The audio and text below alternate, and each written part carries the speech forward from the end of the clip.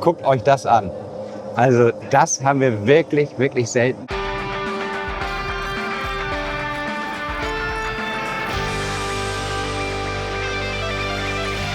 Moin zu einer neuen Folge von Gerrits Tagebuch. Es hat etwas gedauert, bis die neue Folge kommt. Das liegt daran, dass wir so unheimlich viel zu tun haben und auf verschiedene Hochzeiten tanzen.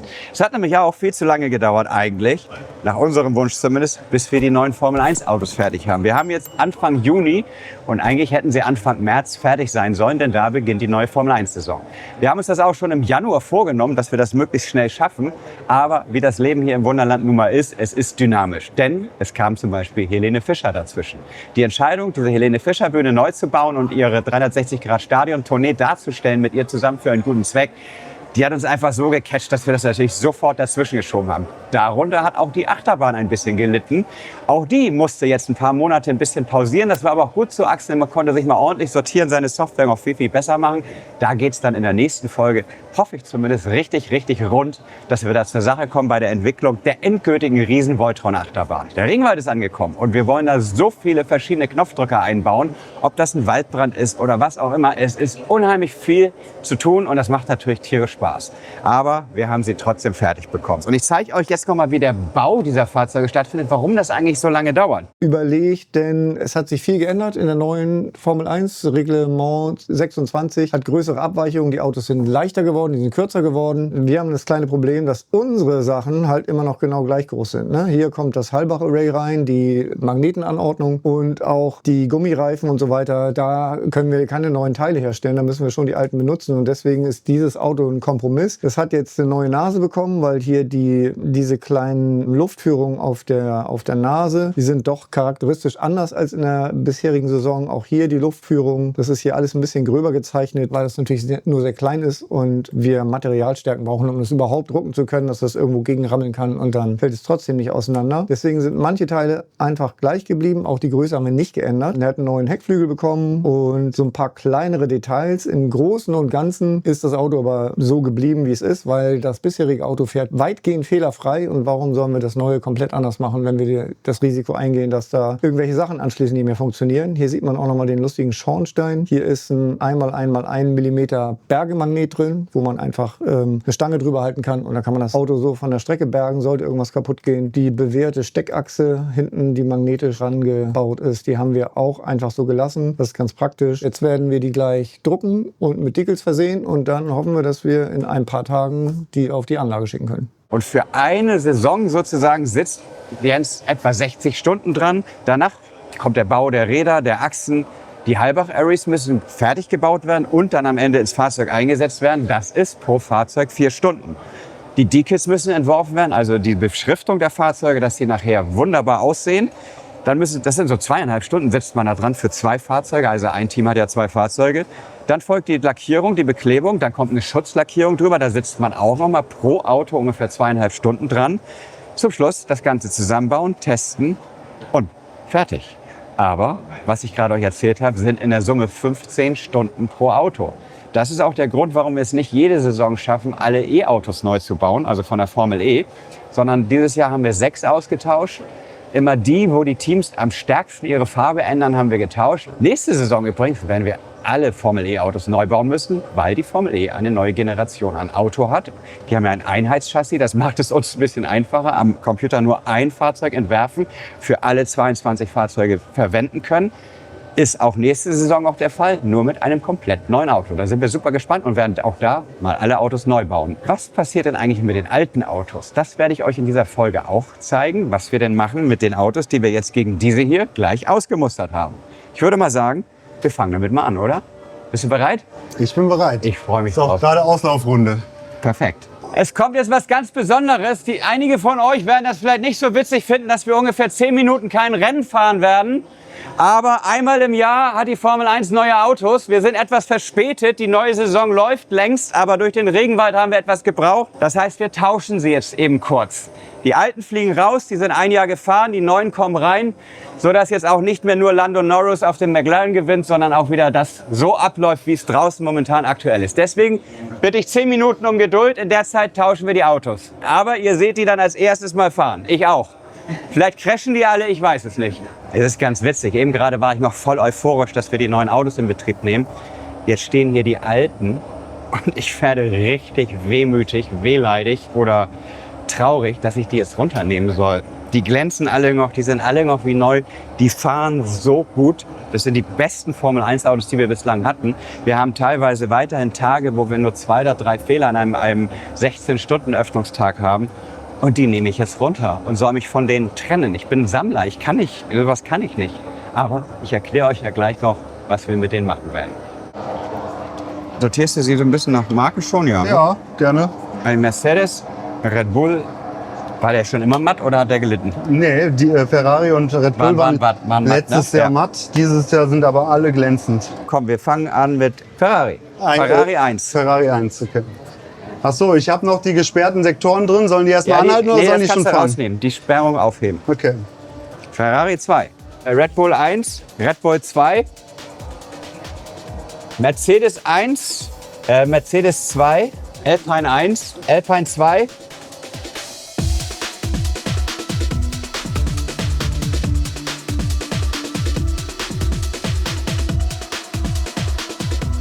So, hier muss ich noch was ändern, weil das ist das 11. Team. Auf 11 Teams war ich damals nicht vorbereitet. Wir werden da so einen Trick machen. Aber ich muss da noch was ändern. Und vielleicht können wir am Ende sogar nur ein Cadillac fahren, weil im Schattenbahnhof zu wenig Platz in den Reihen ist. Aber wir bringen jetzt erstmal ins Spiel auch als 21. Die 21 ist aber bei uns Santa Claus, ne? Der Weihnachtsschlitten, der zu Weihnachten fährt. Deswegen mal gucken, wie der jetzt klingt. Geht los. Ho, ho, ho. Startaufstellung. 20 ungetestete Autos gehen auf ihre erste Reise. Mal gucken, was passiert. Wahrscheinlich gleich der Monster-Crash in der ersten Kurve.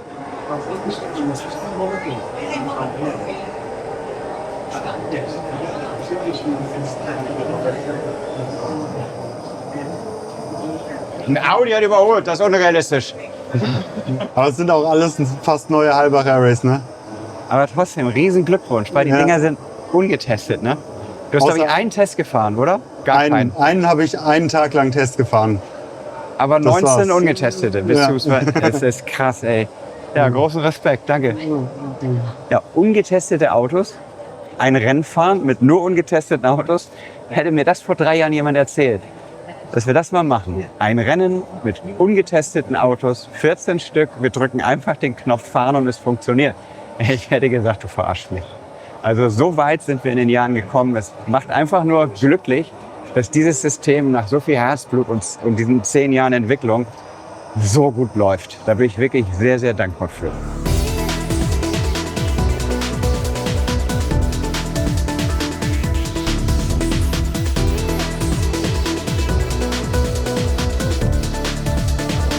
Ah, ich liebe Neuwagenduft. Geht's euch auch so?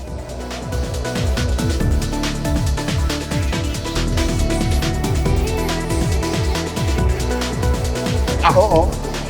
Kollision. Der Ferrari.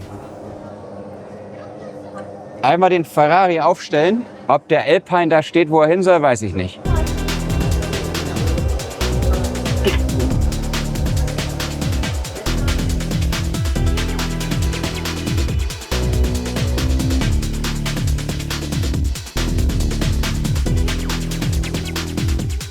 So, jetzt kommt der Fleißteil, weil jetzt müssen die gesamten Daten der neuen Saison geändert werden. Das sind Teamnamen, Fahrernamen, Fahrernummern, welche Nationalhymne hat der Fahrer, welche Teamfarbe wird gezeigt, wenn die Siegerehrung ist. Alles muss geändert werden, teilweise die Reihenfolgen geändert werden, die Boxen neu zugeordnet werden. Und da wir jetzt ja mit den neuen Autos fahren, stimmt gerade unten gar nichts mehr, muss es also sehr schnell gehen. Aber die Vorbereitungsarbeit hierfür, das alles rauszuschreiben, waren schon ein paar Stunden. Dann müssen auch sämtliche Bilder neu angepasst werden, damit wir hier wissen, welches Auto ist welches. Sämtliche Icons, das sind die auf dem Gleisplan, wenn die Autos da fahren, sieht man die Autos von oben. Die sind alle mit der Hand gezeichnet worden, die sind alle fertig, aber die müssen jetzt überspielt werden. Aber also alleine die zu zeichnen, ich muss mir wirklich mal überlegen, ob ich das jede Saison machen kann. Ob wir jede Saison uns diese 15 Mal, also plus, also fast 500 Stunden, nur damit wir jede Saison die neuen Formel-1-Autos neu fahren. Während ich das sage, überlege ich gerade, das kann doch nicht stimmen. Das kann nicht stimmen, oder? Warte mal eben. 15 Stunden mal 22 Autos. plus ungefähr 2 bis 3 Tage, naja, 400 Stunden. Aber es sind 400 Stunden. So, ich mache hier mal, weil gerade wird unten noch die Siegerehrung mit Steak aus der letzten Saison gefahren, obwohl ein Audi steht. Das müssen wir jetzt mal schnell ändern. Ich fange mal an. Inzwischen. Ha, herrlich. Der Regenwald ist so groß und so cool geworden, dass man hier sogar Versteck spielen kann. Und man findet eine Menge, wie zum Beispiel diese Hängebrücke. Ihr kennt ja schon aus einer früheren Folge von Gerrits Tagebuch zum Regenwald und zum Thema K-System ein Hängebrückenversuch von Axel und einen skeptischen Gerrit, der der Meinung war, das funktioniert im Dauerbetrieb nicht. Und das hat Axel anscheinend doppelt motiviert, denn sie ist eingebaut, die Hängebrücke. Und sie ist, ich zeig's mal kurz, wirklich eine Hängebrücke. Kein Schummel. Es fehlt nur das Auto. Und der Axel, ja, Versteck spielen, hatten wir doch gerade das Thema. Wo ist er denn? Hallo. Hey! Na, wollen wir mal ein Auto fahren lassen? Ich will. Mach mal. Ich habe eins dabei. Von wo wollen wir starten? Direkt auf die Brücke? Komm, mach du mal. Ja, das erinnert mich eher daran, dass wir, hört mal, dass die Mückensaison bald wieder losgeht. Mist. Das ist der einzige Nachteil des Sommers. Regenwald. Regenwald. Ja. Alles voller. Der Mückensound. Kommt das gut rüber?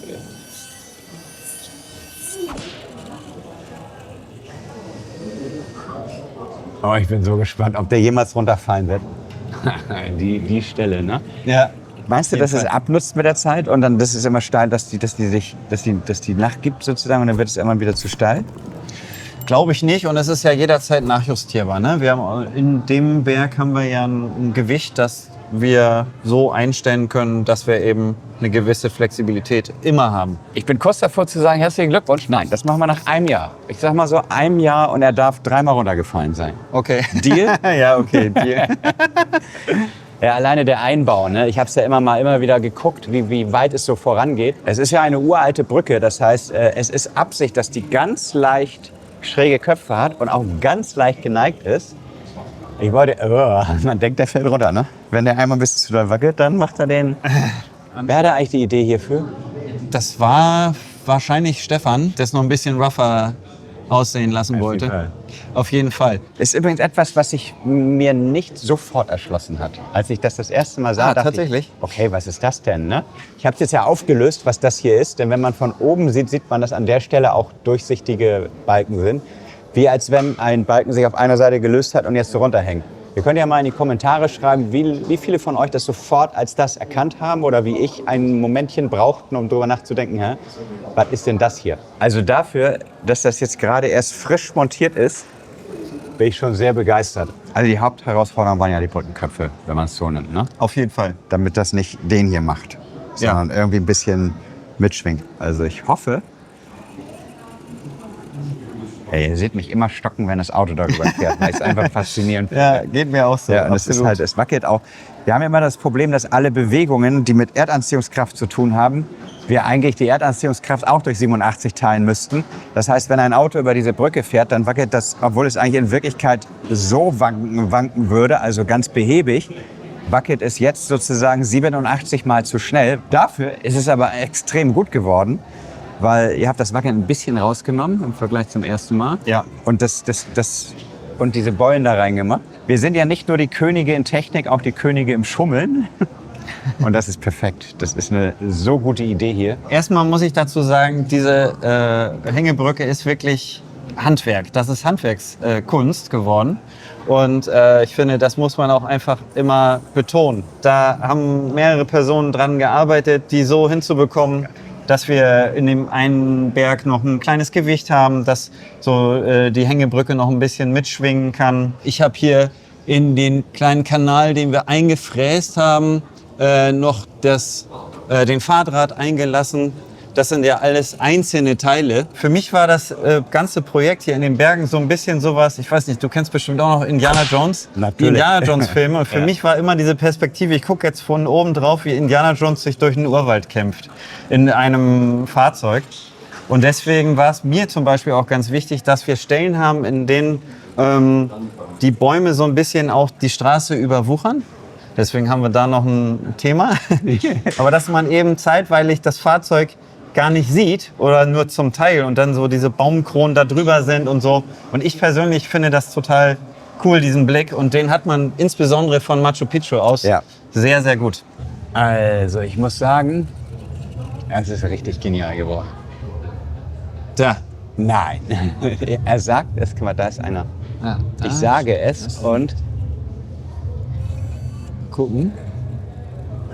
Ja, hier ist ein kleiner Überstand eines Drahts. Den muss ich noch anpassen. Ich bin absolut fasziniert und bin ganz stolz, dass wir so ein schönes Detail in der Anlage haben. Danke, dass du durchgehalten hast. Dich nicht von mir verunsichern lassen hast, dass ich sage, Dauerbetrieb 24/7, ob das wohl geht, kennt ihr normalerweise nicht so von mir. Aber ist ja tatsächlich ein bisschen meine Aufgabe. Ne? Ja, vielleicht hast du auch einfach nur sensibilisiert. Ne? Ich finde das ja total wichtig, dass man auch so eine Komponente hat. Wenn wir alle sagen würden, ja, super geil, wir bauen eine Hängebrücke und am Ende funktioniert es nicht, weil keiner vielleicht diese Komponente mit reingebracht hat. Very nice. So viel später, dass es dem alten Erzähler zu blöd wurde und man einen neuen anstellen musste.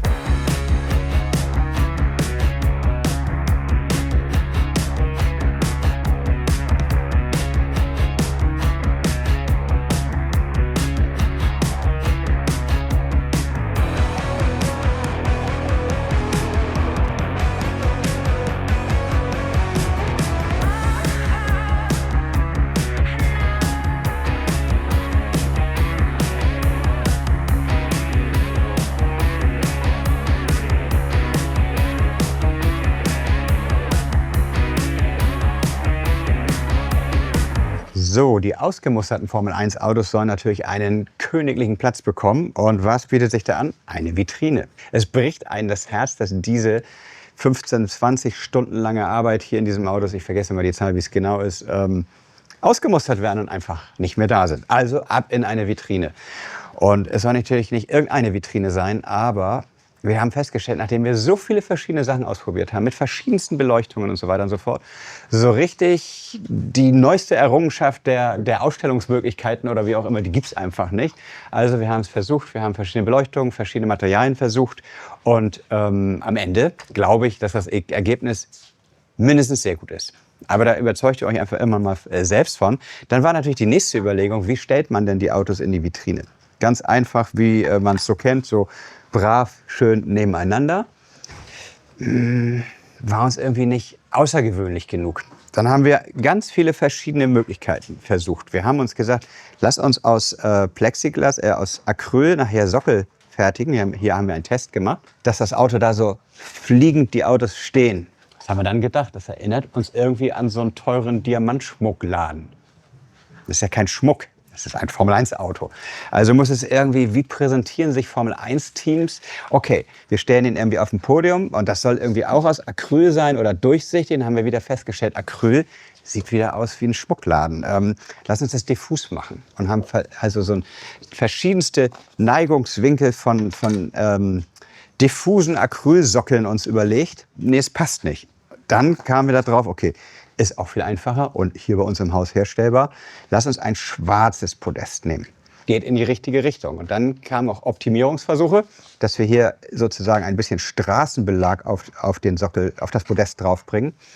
Und ist natürlich am Ende subjektiv, aber wir haben uns für das entschieden. Deswegen auch so ein ganz kleiner Restgedanke bleibt manchmal, ob man nicht doch den ganz schwarzen nimmt. Aber ihr seht es, wenn dann ein Auto dunkel ist, dann verschwindet das Auto im Podest. Also eigentlich finde ich den schwarzen noch schöner, aber mit ein bisschen Asphalt sozusagen darunter sieht es vielleicht am besten aus. Wie es am Ende mit 180 Autos aussieht, die theoretisch in diese Vitrine reinpassen, das wären dann, also ich sag mal so nach 8, 9, 10 Jahren so ungefähr der Fall. Was wir dann machen, müssen wir schauen. Wenn das wirklich sehr voll wird, müssen wir gucken, weil schöner wäre natürlich so, sie hinzustellen, dass man sie wirklich hier so mit Abstand hinstellt. Bin mir noch nicht sicher. Wir werden das gleich ausprobieren, denn der nächste Schritt ist jetzt, das erstmal alles hier zu Ende zu feilen. Das mache ich jetzt auch mal weiter, weil die sind frisch aus dem 3D-Drucker gekommen und werden auch nachgearbeitet. Wenn wir die alle fertig haben, dann machen wir die Vitrine an die Wand. Da wartet Svenno auch schon irgendwo. Da ist er, dass wir das zu dritt gleich an die Wand bringen. Ich hoffe, wir haben an eine Stromversorgung gedacht. Ja. Ja, wunderbar. Das freestylen wir. Am Schleifteller kann man das sonst auch schleifen und das auch ein bisschen schneller. Damit kann ich besser arbeiten, weil ich gucke immer so. Ich habe immer überall 27 Baustellen. Und hier habe ich jetzt ein wirklich beschränktes Sichtfeld und kann mich auf eine Sache konzentrieren. Das hätten wir für die Löt-Challenge gebraucht damals.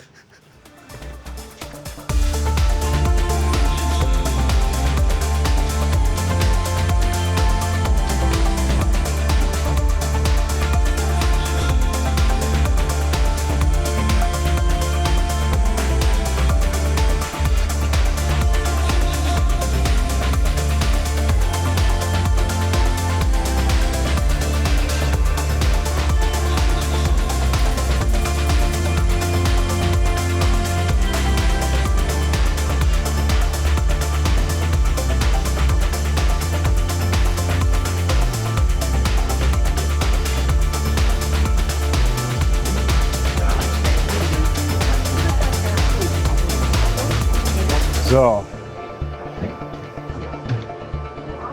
Ich dir mal helfen, ne? Weil man sieht, dass sie. Komm, einfach losfahren.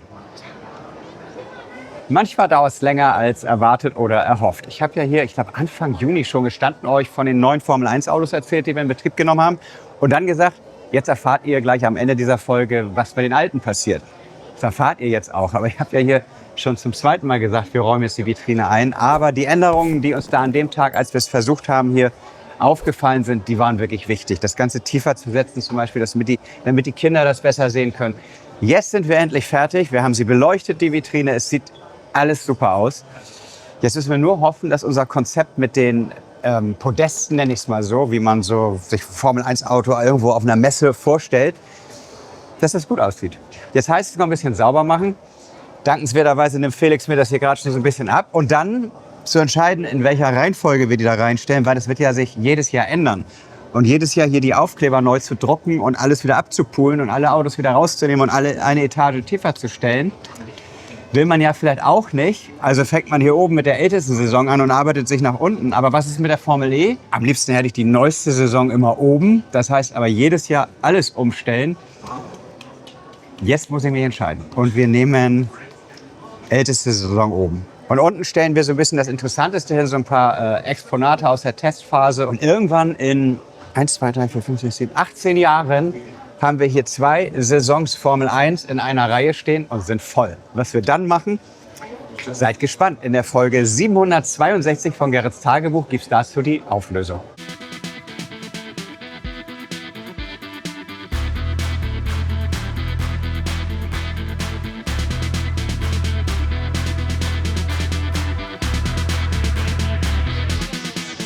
So, jetzt sind die Aufkleber drin. Ich glaube, wir haben eine gute Reihenfolge gefunden. Jetzt wird spannend. Ich habe hier aber auch noch was anderes Spannendes. Habe ich mal ausgedruckt. Das ist die Fehlerstatistik seit der Eröffnung durch den Fürsten. Und wir hatten ja so eine kurze Phase, wo wir kurz dachten, alter Schwede, ey, das fährt so gut, vielleicht schaffen wir immer mal einen fehlerfreien Tag, was ja ein Traum wäre. Haben wir noch nicht geschafft, aber einen einzigen Fehler an einem 14-Stunden-Öffnungstag haben wir geschafft.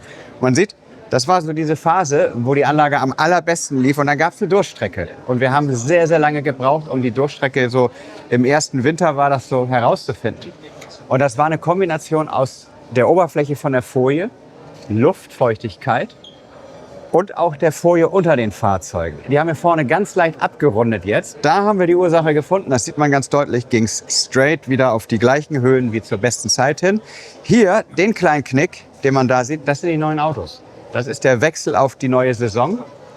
Und das bedeutet ja nicht, dass die schlechter sind oder wir was verlernt haben, sondern die müssen sich einfahren. Am Ende führt es dazu, dass man sagen kann, alle 75 Minuten haben wir einen Fehler. Das ist schon mal besser gewesen, aber wenn man nach 2,5 Jahren sagen kann, da hat sich die Anlage eingependelt, 8 Eingriffe am Öffnungstag, davon 3 oder 4 nur als Mensch, den Rest macht die Software, ist ein Traum. Und es ist manchmal nach Murphy, ne?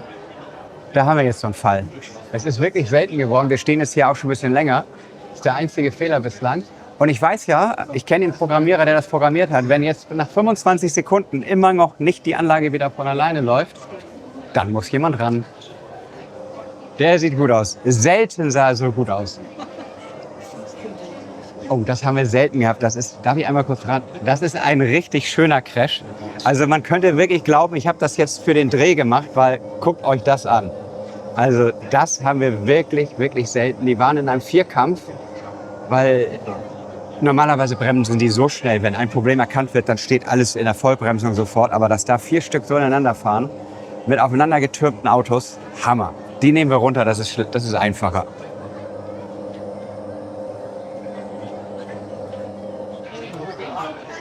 Es war typisch, ne, wenn man von den super toll laufenden Formel-1-Autos mit 0 Fehlern angeblich, dann so ein Mega-Crash. Herrlich. Okay, zurück zur Vitrine. Bevor wir die Autos einbauen, habe ich nämlich hier noch so eine schöne andere Tabelle, weil ich kann mir gut vorstellen, ich lese sie nicht ganz vor, keine Angst, das ist doch interessiert. Also wir haben in der Saison 2024/25 21.546 Rennen gefahren. Die Saison ging allerdings vom 25.04. bis 15.03., das heißt ein bisschen verkürzt. In der nächsten Saison, die geht ein bisschen länger, weil wir haben es ja nicht geschafft, die Autos pünktlich zum Formel-1-Start fertig zu kriegen. Die ging ja bis Anfang Juni. Das heißt, die Saisons sind richtig. sind nicht vergleichbar. Aber 21.546 Rennen in der ersten Saison, das sind 171.000 irgendwas Runden. Und der Gewinner war Max Verstappen und der ist 3.286 echte Kilometer. Echte Kilometer. Das heißt, du musst dir vorstellen, das kleine Formel-1-Auto ist auf unserem Track innerhalb dieser Saison, das war nicht mal ein Jahr, von Hamburg bis nach Gibraltar und zurück bis ungefähr Valencia gefahren. Immer schön auf dem Standstreifen, ne? Ganz gemütlich mit seinem 1 Meter pro Sekunde. Keine Längszeiten eingehalten. Wahnsinn. Also Wahnsinn, ne? Hat 4.183 Siege. Ich habe das leider nicht in Punkte umgerechnet. Das müsste man nochmal nachrechnen. Aber er war 10.998 Mal auf dem Podium. Wenn man jetzt nach ganz hinten geht, auch der eine Sauber Steak, der zweite, hat 35 Siege als letzter der Saison eingefahren. Aber er hat 35 Mal gewonnen und war 106 Mal auf dem Podium. Weil es ja dieser geregelte Zufall ist, sodass immer mal das Würfelglück dich auch mal nach vorne spielen kann. Und dann auch in jeder Kurve sich ja wieder entscheidet, pennt der eine, ist der andere besonders gut drauf. Lange Rede, kurzer Sinn. Es ist tatsächlich ziemlich gut verteilt, aber ich finde es verblüffend, dass auch noch selbst der letzte 35 Siege bei uns einfahren konnte. So, genug der Zahlen. Die Formel E ist fährt nur jedes 4. Rennen, deswegen fand ich die Zahlen nicht ganz so spannend wie die Formel 1. Aber jetzt, lange geredet, ich bin einfach nervös, ob diese Podestidee eine gute Idee war. Fangen wir an. Ja. Wir nehmen mal einfach, was steht denn hier? Und ich würde mal sagen, ihr kriegt jetzt mal einen Zeitraffer, weil 2 Stunden habt ihr, glaube ich, keine Zeit, ne? Oder Lust.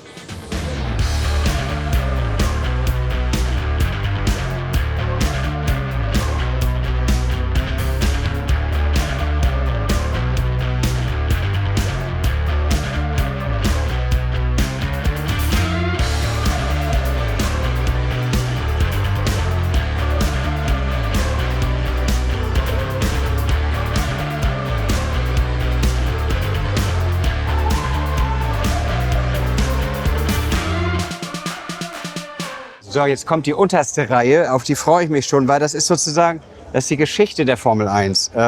Sieht ganz harmlos aus, aber das sind so die ersten Versuche, Rohlinge zu fertigen. Also Jens hat die ja gezeichnet und dann durch einen 3D-Drucker geschickt. Und ich weiß noch, als ich den das erste Mal in der Hand hatte, das sieht jetzt nach einem Stück Plastik aus, aber das war so das erste Mal dieses Gefühl, wow, das wird so genial aussehen. Sie ahnt man jetzt hier vielleicht noch nicht ganz so. Oder hier, das waren die ersten Entwürfe für die Formel E. Die hatte er da aus diesem neuen Testmaterial gedruckt, was wesentlich mehr Crash verzeiht und nicht sofort abbricht. Und es ist halt so ein bisschen leicht durchsichtig. Und das sieht schon cool aus. Oder hier, das war daraufhin dann der erste Testwagen, den wir einfach mit der Spraydose angemalt. Ich wollte mal sehen, wie es aussieht. Hat sogar noch das Halbach Array drin, also eine der ersten Generation Halbach Array, die wir nicht wiederverwenden werden, also lassen wir es einfach drin. Was haben wir hier noch? Hier, der Bob zur Eröffnung. Ich weiß, die meisten wissen es nicht, dass der Fürst Albert mal professioneller Bob-Rennfahrer war und deswegen haben wir als kleinen Spaß ihn und seine Familie in einen Rennbob gesetzt. Einmal, wie sie an dem Tag aussahen und einmal, wie seine Kluft damals, als er professionell gefahren ist, aussah. Dann haben wir hier den allerersten lackierten Ferrari, auch noch mit der alten Folie als Test. Mit dem haben wir die ersten Tests gefahren, wie wird es am Ende aussehen. Das war schon wirklich so, ich glaube, das war nach 8 Jahren. Und ich weiß noch, als ich den Wagen fahren sah, auf der Rennstrecke, ich glaube sogar schon mit Folie drüber, nee, auch auf weißem Grund. Boah, ging das Herz hoch. Man wusste, wofür man es tut. Und ob man es am Ende schafft, wussten wir zu dem Zeitpunkt noch nicht. Heute weiß ich's. Hatten wir da auch noch einen Red Bull zugebaut. Allerdings war der aus der Saison vorher, der ist noch mit diesem Rohling gebaut. Also das ist die 24er, 25er Saison da vorne. Wir fahren jetzt da die 26er Saison. Ich glaube, das ist 23 und 22. Weil wir haben sie halt gebaut, weil wir immer dachten, wir sind ja fast fertig. Nee, waren wir nicht. Dann gab es noch dieses witzige Ding hier. Das ist tatsächlich ein damals kaufbares Modell des Benettons von Michael Schumacher gewesen. Ich habe keine Ahnung, ob die sich im Maßstab vertan haben oder ob die Autos damals wirklich so viel kürzer waren als heute. Müsste ich mal nachgucken. Aber mit dem ist Axel seine ersten Testrunden auf seiner Kreisplatine gefahren, um mir zu zeigen, das wird was. Also zu dem Zeitpunkt, als die Formel E noch dieses Fahrzeug fuhr, hätte ich gerne eröffnet. Aber wir sind jetzt 5 Jahre später fertig geworden. Und dann hat Stefan sich irgendwann mal gewünscht, er ist so ein Schneckenfan, ne? Hat Stefan sich irgendwann mal gewünscht, eine Schnecke ein Rennen fahren zu lassen. Dann war ich erst so, Schnecke Rennen? Aber es gibt ein Instagram-Video dazu, ist ganz lustig geworden. Deswegen, der kommt natürlich auch hier rein. Das war jetzt der Schnellschuss. Ich glaube, diese untere Reihe, die wird über die Jahre lebendiger werden, weil mir noch ganz viel irgendwie in die Hände fällt aus der Zeit der Entwicklung. Es kommt die Reihe da drüber. Mal gucken, das sind die hier. Man denkt, das ist die ganz normale 2024er Saison Formel 1 Autos in diesem Schatztruchen. Aber man sieht es vielleicht an dem Glänzen, an dem Lack. Das ist der erste Satz von allen Teams ein Auto, den wir gebaut haben. Und zwar mit dem Wissen, dass wir daraus einen für uns sehr wichtigen YouTube-Film machen wollen. Deswegen heißen die bei uns die Filmstars, weil die haben extra einen für die Kamera besonders tauglichen Glanzlack überzogen bekommen. Und die strahlen mich an. Die sind auch nicht 1 Meter, also sind genau genommen nicht eine Saison gefahren. Sie sind nur für diese Nacht der Filmaufnahmen gefahren. Sonst durften die nicht angefasst werden, weil nach dem Motto, wenn da was passiert, eine Testrunde und dann musste das nachts für die Filmaufnahmen funktionieren, weil hier so aufwendige Aufnahmen gemacht wurden. Und die kriegen natürlich auch ihren Platz jetzt hier in dieser Vitrine. Jetzt muss man dazu sagen, hier diese untere Reihe oder auch die Filmstars oder auch die Ersatzfahrzeuge, die gleich noch kommen, die werden wir irgendwann rausschmeißen müssen. Spätestens in 18 Jahren, wenn die Vitrine voll ist. Weil jetzt haben wir noch Platz, es bleiben sogar 2 Reihen leer. Und wenn es irgendwann zu voll wird, dann wird es halt irgendwann so sein, dass die rausfallen. Es wird zum Beispiel dann auch irgendwann passieren, momentan haben wir von der Saison 24 und 25 alle Fahrzeuge da reingestellt. Also jedes Team hat ja 2 Fahrzeuge. Das werden wir irgendwann, wenn wir die Reihen voll haben, reduzieren auf von jedem Team nur noch ein Fahrzeug. Und dann geben wir die anderen wahrscheinlich dann für einen guten Zweck zum Versteigern zu eBay. Aber das wird frühestens in 5 Jahren etwas. So. Ich sortiere mal unsere Filmstars ein.